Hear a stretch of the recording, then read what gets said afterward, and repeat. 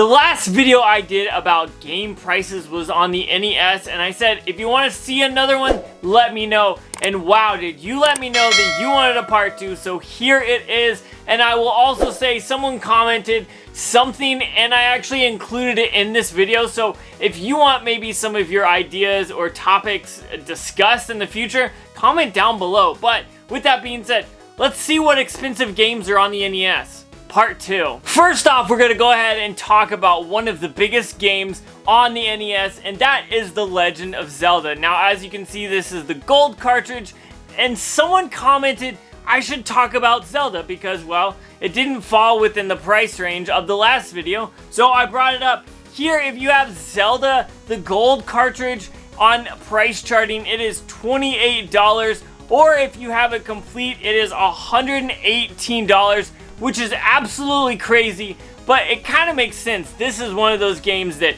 you have to have if you have the system, and it's just an amazing game at that point. But moving forward, we've got one of those titles that started it off, one of those black label NES games, and that is Clu Land. Look, honestly, this was worth much more than I thought, and this happens to be the 5-screw version. So when I looked this game up, it is currently $40 loose, which is crazy. Or if you have this game complete, you're looking at $435. Yes, it is worth that much. This is crazy, and that's why I had to include this one on this list. This next game is actually an unlicensed game that I have in my collection, but I still wanted to include it because it was worth a lot of money, and that is the Mermaids of Atlantis, the Riddle of the Magic Bubble. Now, as you can see, this is a black cartridge, not the standard gray cartridge you would see, and obviously it's not actually approved by Nintendo to be made for the NES, but it is what it is. It's an unlicensed game, like I said.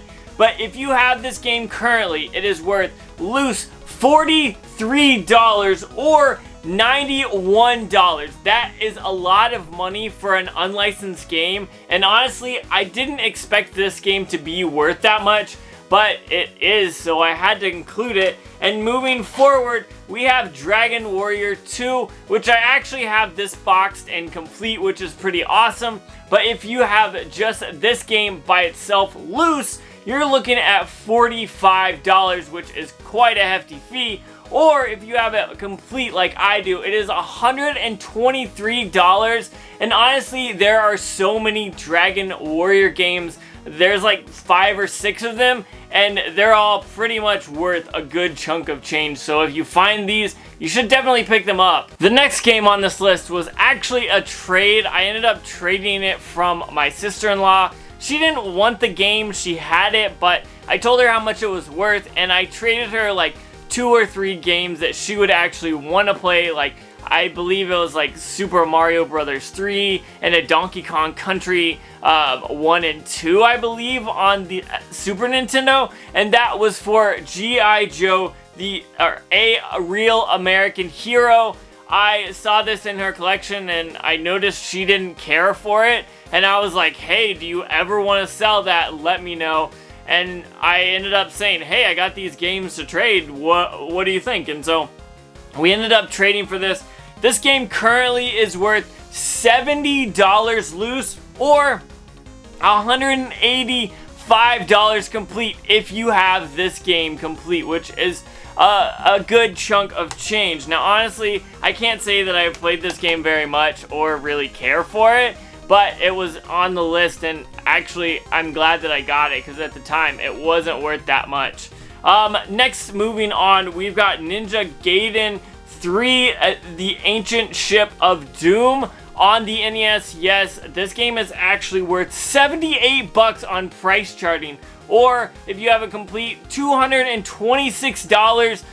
That's crazy to me. I figure a Ninja Gaiden game is pretty cheap, but the third one is actually worth a lot of money. So if you stumble upon this, make sure you pick it up because it's worth actually a lot of money. These next 2 games actually both have a story on how I got them. First off, we're going to talk about Zen. Yes, I have this game loose, obviously, but I also have this game boxed and complete, and that was its own storyline, how I got it. Now, I saw that a family member was getting rid of a lot of stuff and they didn't want stuff and they were like, we're gonna throw this all away. And I noticed there was a Nintendo box, and that led to me getting a bunch of just the boxes for these games. And this one, the box actually ended up coming with the manual, and then my wife ended up buying me the game to go with the box and the manual. So this game is worth a lot of money. If you look this game up right now, just loose, it is $118, which is crazy. Or if you have it complete, it is $164 right there. That just blows my mind.